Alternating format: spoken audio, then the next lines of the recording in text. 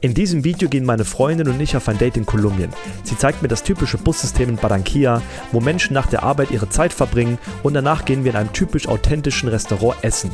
Am nächsten Tag gehen wir in den Stadtteil Las Flores, in dem wir einen richtig geilen Fisch essen gehen und an den Bocas de Ceniza laufen, ein Aussichtspunkt, an dem der Rio Magdalena in das Karibische Meer mündet. Wenn du Bock hast, Barranquilla und das authentische Kolumbien einmal live zu erleben, dann bleib jetzt dran und viel Spaß.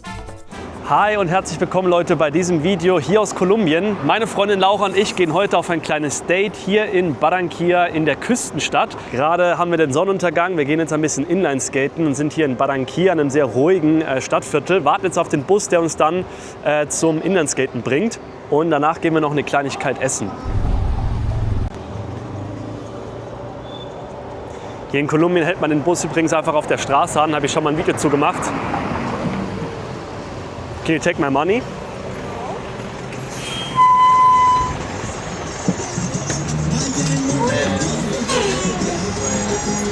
I will take for me.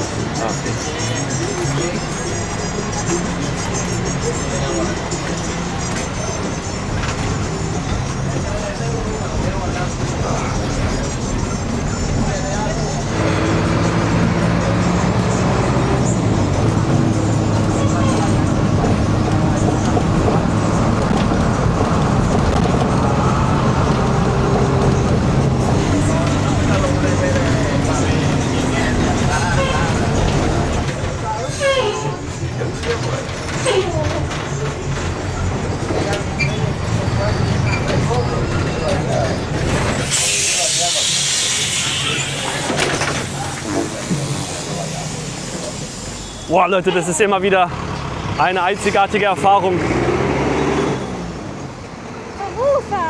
Yeah, the crazy thing is, I will tell it in German. Okay. Das Krasse ist, man kann jederzeit einsteigen und aussteigen, wo man will. Es gibt ganz viele verschiedene private Busfirmen, die alle eine fixe Route haben, die sie fahren. Aber man kann überall auf der Strecke entlang dazusteigen oder aussteigen, wenn man einfach den Knopf drückt oder die Hand hebt. Und das Ticket hat jetzt ungefähr 80 Cent gekostet, umgerechnet 3.300 kolumbianische Pesos. Und hier auf diese Sportanlage gehen wir jetzt. Die Leute gehen jetzt langsam raus. Es ist Feierabendverkehr, also ziemlich viel auch los auf den Straßen. Es weht eine leichte Brise, weil es ist ziemlich warm hier. Es sind immer so ungefähr 30 Grad, deswegen mit dem Wind hier ist es ganz erträglich. Aber mittags, mit der Mittagshitze ist es nicht geil. Ja, und der Verkehr ist dementsprechend auch crazy. Hier wird laut gehupt, es sind super viele Motorräder unterwegs. Und überall in der Stadt gibt es eben so kleine Anlagen und auch ganz viele Parks, wo die Menschen einfach abends rausgehen und Sport machen, sich aufhalten. Und das Leben generell spielt hier einfach sehr viel draußen statt. The good thing is, we are safe right here. Wir sind hier im Stadtteil Norte Centro Histórico. Yeah. Right, yeah. Norte Centro Histórico.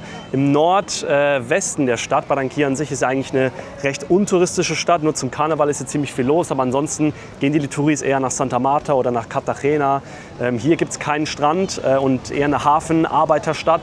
Trotzdem ist sie sehr groß. Es gibt aber sehr wenige Touris, was es aber dafür umso interessanter macht, wenn man wirklich echte, authentische Einblicke will. Und das hier ist auf jeden Fall das, was die Leute nach dem Feierabend machen. Sport draußen. So, let's go, get our inline skates. Yeah, yeah, I have mine. Wait, there's this thing here. How do I get over this? Be careful. Ich habe wirklich keine Ahnung, wie man das... I will do it there.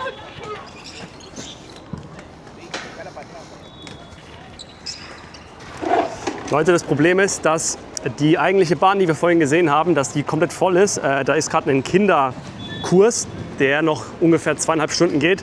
Deswegen weichen wir jetzt ein bisschen aus. Ich habe mir Inliner ausgeliehen für umgerechnet ungefähr. They're not kids.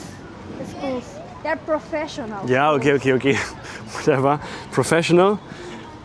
Und ja, das Ganze hat jetzt irgendwie, die Inliner und den Helm auszuleihen, hat jetzt ungefähr 5 Euro gekostet, 4-5 Euro gekostet, 20.000 Pesos. Schuhe drücken zwar ein bisschen, aber es ist okay. Sie kann richtig gut Inline fahren. You can do figure skating, inline skating with poses, right? Yes. Ich kann das Ganze nicht. Not perfect, but ow. Yes. Okay, ja, war eine dumme Idee, das vorher anzuziehen. Ich hätte das einfach nicht anziehen sollen. Ich sehe aus wie ein Trottel, Freunde. Aber es ist okay. Das ist jetzt so eine typische Parkanlage. Es ist jetzt so langsam Sonnenuntergang, fast 18 Uhr und die Leute chillen einfach hier, machen Sport, die Kinder spielen ein bisschen. Es gibt hier sehr viele Parkanlagen, wo auch so Outdoor-Gyms sind und die Leute einfach auch Sport machen können. Es wird hier wirklich sehr, sehr viel genutzt. So, now you're gonna take on your skate. And I want to see some figures, some poses. Why? Because I don't have the space for do it. Okay, but you go really fast, you do your turns. I have kids around. I will not.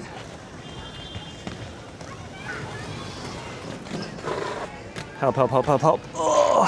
You want to go around alone? Can I? Yeah, go for it. Show us Do you think you can take this? what you can. I can fall on it if I need to. Ja, so ist das Leben hier, Leute. Hello. Impressive. Well, I think 5 years of practice. Well, not more. 10, 12 years How many years did you do it? since I was 7. Because I was in a school who give you professional one. And I was in competitions and all that things. Then I was boring about the competitions, inline skating. So I switched to figure skating. But I never practiced it like in a competition or something. I trained professionally, but I never participated in a competition. And what's the difference between inline skating and figure skating? Here's the skates. Here are 4. Figure skating, 4, and the brake. And and here are these are the 4, classic ones. And they don't have brake. You need to brake like this. Like we call that T brake. It's like you put your feet like this. The style, because in figure skating you're like doing turns and moving and dancing. There you're like this. In inline skate normal. All the time. Is there something you can show us? Something small on this strip here? No. The turns I know, I need more space. Alright Leute, wir sind mittlerweile wieder aus dem Zeug raus. Is here. Ja, cool. Cool.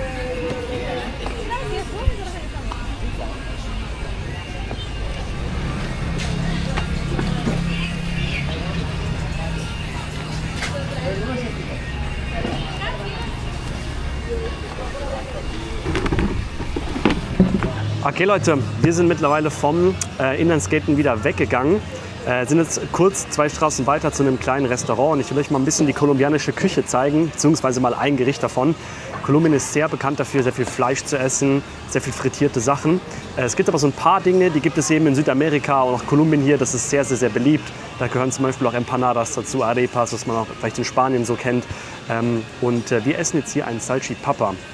Das ist im Prinzip eine Mischung aus vielen verschiedenen Dingen, Fleisch, Reis, Kochbanane, Patacones etc. Und ja, ihr werdet es jetzt mal kennenlernen. Das hier ist die Karte. Mazorcas, what is this? Okay, but what is it? It's corn. Corn. Ah, Mais. Corn. Salchipapa. These usually have meat like cow meat, pork, or chicken. Okay. I don't understand anything here. Salchibutis, salchi suiza, This is different. pollo. This is from Switzerland. Ah, Swiss salchipapa. Swiss cheese. I don't know what it is. This one has butifarra. That's another type of salchicha. Pollo mit Hühnchen, mit Chicken, Chicken. Beef, Hühner, Kaufleisch, Kaumeat, 3 Sprachen jetzt Yeah. jonglieren. Chicken with meat, and that's. I'm Yeah, you starving. decided. You I decided. want a salchipapa suiza. Okay. Salchipapa Suiza. You don't want to combine like we buy a salchipapa and a hot dog and cut it to the half. Okay, ja. Also Burger kriegt man hier auch. Das ist die andere Seite. Perros, was ja auch sehr beliebt ist, sind im Endeffekt Hot Dogs. We can buy this one, the normal one. Okay, ja. Auch verschiedene. But they have like Mexican. A la plancha they eat flat. Ah, no, I don't want that. They have Italian, American. I mean, that only affect the sausage. Let's just take the normal one. Aber ja, so sieht sie aus. Hier wird alles noch richtig schön rough gemacht. Me das porfa una salchipapa suiza, salchi suiza y un perro sencillo. So Leute, das erste, der Gang 1 ist sozusagen da. Unser Hotdog, so sieht das Ganze hier aus. Basic Hotdog. You think it looks good? Yeah, looks good. Ich finde es auch einfach eine geile Experience. Hier im Hintergrund sieht man quasi live aus der Küche, wie der gekocht wird. Ich hoffe, ich vertrage das Ganze, weil es ist schon echt ein bisschen rudimentärer hier. Also generell dieser ganze Hof hier hinten und so, das ist schon alles ein bisschen anders als bei uns in Deutschland. Aber auch dafür auch sehr günstig und ich bin mir sicher, schmecken tut es auf jeden Fall. You wanna go for it? Yeah.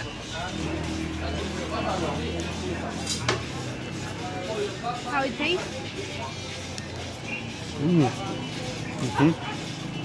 You like It's good, yeah, I like it. Lettuce, ja. Also sie haben Salat da drin, Wurst, ein bisschen so eine Mayo drüber. I don't know, what are these things here, like these Fries. Mini fries. potatoes? Aha. Ah. Und hier haben wir jetzt den zweiten Gang, den eigentlichen Hauptgang. Das ist das Salchipapa. Sieht brutal aus, ist auch recht brutal groß. Und das ist jetzt im Endeffekt wie eine Mischung aus diesen Kartoffelstücken da oben drüber, einer Wurst, die da drin ist. Kann man mit Hühnchen, mit Wurst, mit Rind, mit Schwein, mit Kartoffeln, mit Pommes. Also es ist wie so eine Art Döner-Teller eigentlich, kann man es, glaube ich, ganz gut vergleichen. Sehr schlotzig. There are fries actually inside. Yeah. Wow. Perfect bite, würde Ben 10 halt sagen.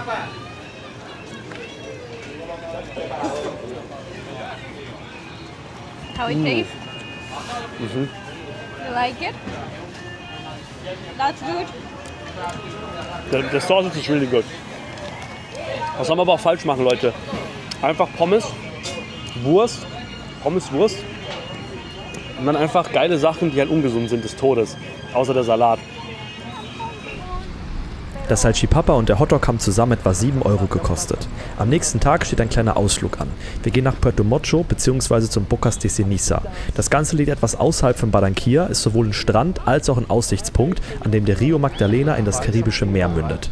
Man fährt in den Stadtteil Las Flores und fährt dann mit einer kleinen Straßenbahn zum Puerto Mocho. Buenos días, bienvenidos a la playa de Puerto Mocho.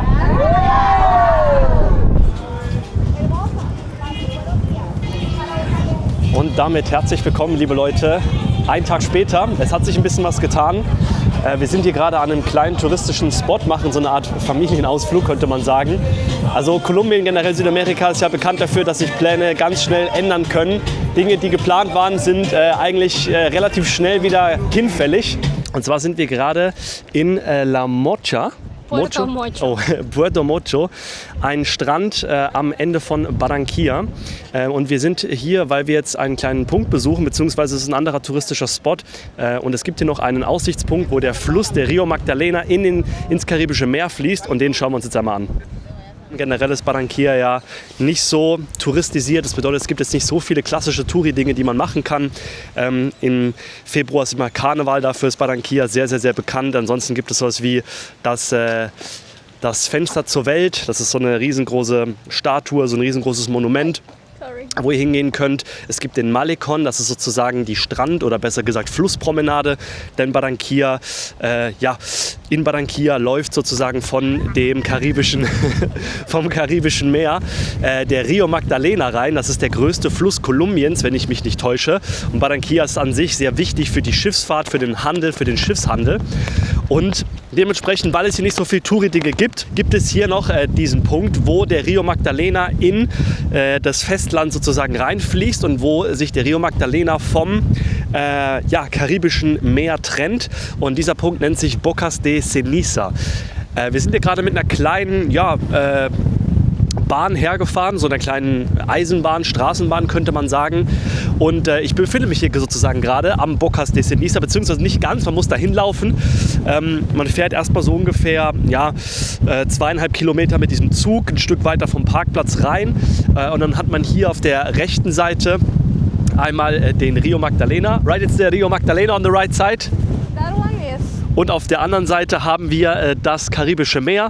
Da hinten, wo man die ganzen Hochhäuser sieht, da ist Barranquilla sozusagen.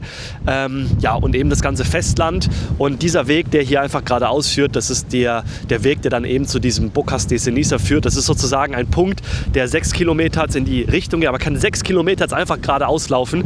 Und ganz da hinten, ganz außen, da sieht man es vielleicht noch, irgendwo da hinten, da hört er dann auf, wenn man 6 Kilometer laufen möchte und ist dann sozusagen ganz weit am Punkt draußen, der Rio Magdalena anfängt und auf der anderen Seite dann eben aus dem Karibischen Meer entspringt.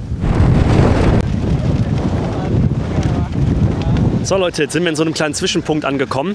Man wird natürlich ständig angesprochen, ob man nicht mit den Motorrädern vorfahren möchte zum Punta de Ceniza, also zu diesem Endpunkt. Kostet irgendwie ungefähr so ein Fünfer pro Person hin und zurück. Für die restlichen, weiß ich nicht, 5 Kilometer, die es noch sind oder so. Und das hier ist dann der Pfad, den man noch weiterlaufen kann, das was ihr hier seht. Oder mit auch Motorrädern sich vorfahren lassen kann. Das ist echt ein Stück in der Sonne, ist ziemlich heiß. Ich habe es übrigens vorhin ein bisschen falsch gesagt. Es ist nicht der Punkt, wo der Rio Magdalena startet, sondern wo der Rio Magdalena endet. Das heißt, der Fluss fließt durch einen großen Teil Kolumbiens durch Barranquilla durch den Hafen durch und endet dann eben im Karibischen Meer. Und dieser Pontas oder Bocas de Ceniza ist der Punkt, an dem der Fluss ins Karibische Meer mündet.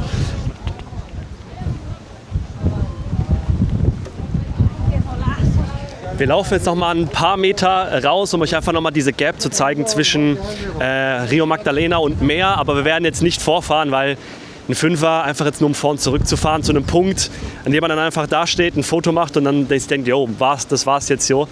Lohnt sich für mich jetzt einfach nicht, finde ich. Ha? Okay. There's a truck coming.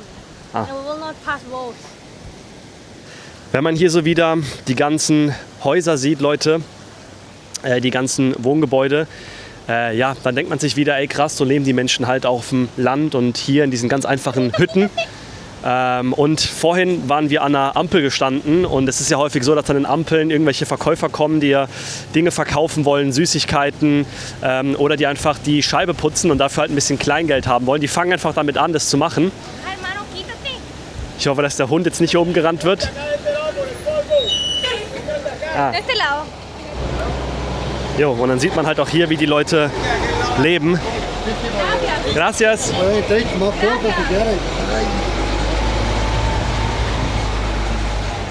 go. Gracias. Gracias. Ja, und genau das meine ich vorhin, als wir hierher gefahren sind zum Parkplatz, weil das, wo man hier startet, das ist Las Flores, also die Gegend heißt Las Flores.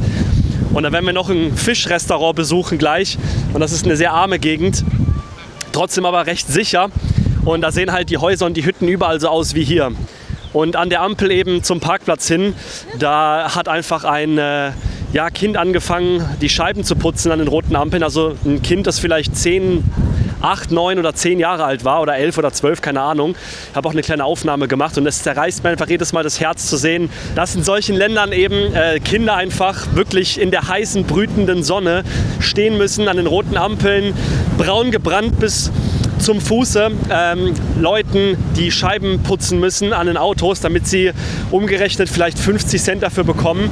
Die können nicht zur Schule gehen, die können sich nicht aussuchen zwischen Tausenden von Studiengängen, die können kein Abi machen, die können nicht in Deutschland arbeiten, nicht in Europa leben. Wir haben einfach Pech gehabt und es zerreißt mir einfach das Herz, diese Kinder das machen zu sehen. Ist einfach echt traurig. So, da können wir uns einfach glücklich schätzen. Wir Deutschen, wir meckern so viel, was wir haben, bei allem, was auch nicht gut läuft. Aber das ist echt ein ganz anderes Leben hier für viele. Und jetzt sind wir genau an dem Punkt, wo man jetzt einfach mit dem Motorrad noch nach vorne fahren könnte, laufen könnte. Irgendwie, weiß ich noch, 5 Kilometer noch oder so. Links das Karibische Meer und auf der rechten Seite eben der Rio Magdalena. Und das geht jetzt einfach noch kilometerweit hier auf so einem schmalen Pfad entlang. Hallo.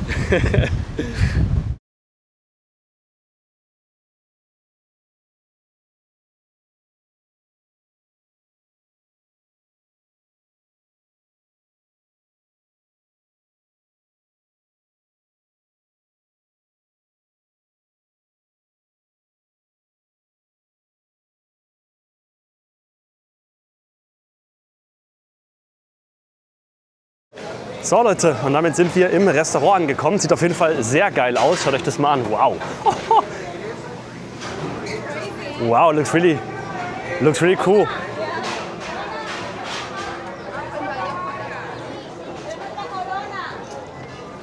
Und wir befinden uns hier im Stadtteil Las Flores, also quasi einfach vom Parkplatz 100 Meter weiter, da wo wir gestartet sind mit dieser Eisenbahn.